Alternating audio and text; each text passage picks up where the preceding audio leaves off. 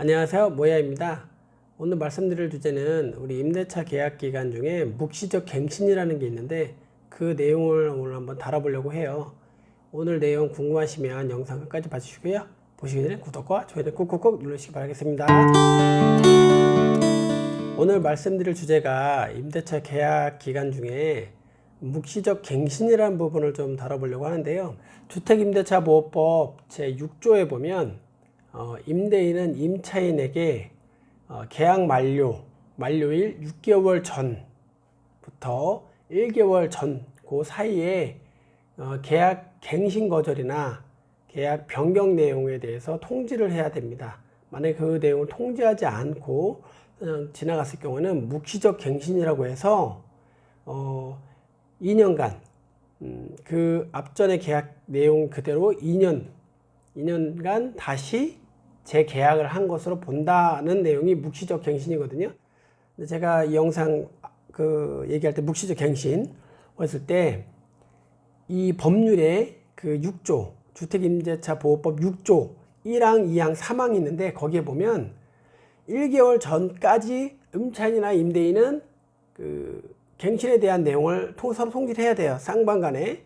넘어갔을 때는 2년간 재계약이 되는 거죠. 근데 임차인은 임대인에게 언제든 나는 집을 빼겠습니다, 나가겠습니다 통지를 할 수 있어요. 임대인은 할 수가 없어요. 통지할 수 있어요. 단 거기에 있습니다. 내용이 통지한 날로부터 3개월이 지났을 때 효력이 발생합니다. 이게 법이에요. 법에 딱 나와 있어요. 3개월이 지났을 때 효력이 발생을 합니다. 이제 무슨 내용이냐면 임대인은 통지를 받은 날로 3개월이 지난 날 전세보증금을 모두 상환해도 된다라는 게 법입니다. 즉 전세보증금이라서 2억이에요. 3개월이 통지한 세입자가 집주인한테 나 집 빼겠습니다, 나갈 테니 전세보증금 주세요, 보증금 주세요 라고 통화하고 통지한 날로부터 3개월이 지난 날 집주인은 그 보증금 전액을 딱 줘도 법률상 문제가 전혀 없다는 얘기예요. 이게 법이에요. 그럼 제 세입자가 저한테 통지한 날이 있죠. 그 날로부터 3개월이 딱 되는 날 그 세입자의 통장에 돈을 딱 꽂아만 주면 저는 법률상 아무 문제가 없어요. 건물을 샀는데 계약은 했어요. 계약금이 들어가야 돼요. 계약금을 넣었는데 중도금이니 뭐니 돈이 많이 모자란 거예요.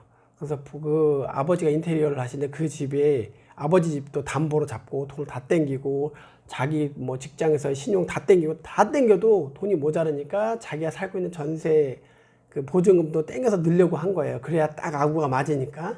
근데 계약금도 넣어야 되는데 계약금도 미리 좀 달라고 한 거죠. 근데 제가 법으로 얘기하니까 저 법을 몰랐겠어요. 알고 있죠. 알고 있는데 그 사람이 살면서 법으로만 얘기하진 않잖아요. 그래서 그 말로써 어느 정도 할 수 있는데 그분이 처음부터 얘기할 때 법으로 얘기를 했잖아요. 저도 법으로 얘기한 거예요. 저하고 통화 안 하고 소장님한테 얘기했어요. 소장님 법으로 이러니까 법으로 그냥 얘기하세요. 저 얘기하지 말고 소장님 통해서만 얘기하세요. 3개월에 딱 주기로 얘기하세요. 그것도 못 주는 거 아니니까 딱 얘기했어요. 난리가 났죠. 난리가. 건물을 샀잖아요. 계약금 넣었잖아요. 중도금이 뭐니 안 주면 그 계약금 날아가는 거잖아요. 근데 그 건물을 샀다 그랬으니까 뭐 못해도 몇 억은 했겠죠. 건물이 뭐 몇 층짜리, 제가 듣기로 한 3, 4층짜리 이렇게 한 것 같은데 건물이 한 7억, 8억 할 거예요. 그 동네, 그 근처 동네에 했으니까 저희 사는데. 그래도 그 돈인데 계약금 몇 천 들어갔을 텐데 그건 날아가게 생겼잖아요. 그러니까 난리가 났죠. 뭐 좀 빼주셔야 되는 거 아니야. 그래서 소장님이 딱 얘기를 했답니다. 처음에 법으로 이렇게 했자 그랬잖아요. 법에 그렇게 나와 있대요. 주택임대차법 6조 3항 4항 뭐 이런 내용도 얘기하면서 3개월 딱 되는 날 돈을 넣어주면 아무 문제 없다.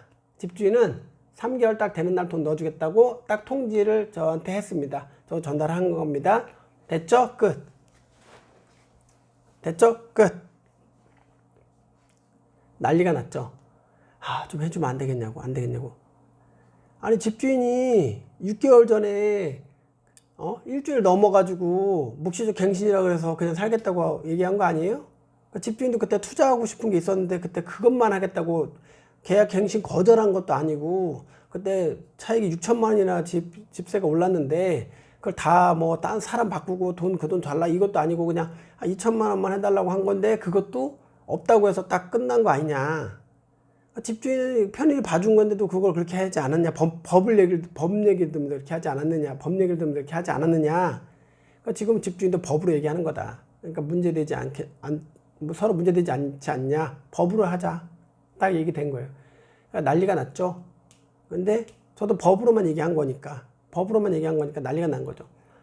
결국은 해주긴 해줬어요. 근데 너무 어이가 없잖아요. 그 사람도 법으로만 얘기하니까.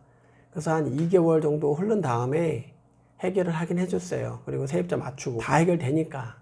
사람 일은 말로 해서 해결 안 되는 일 없습니다.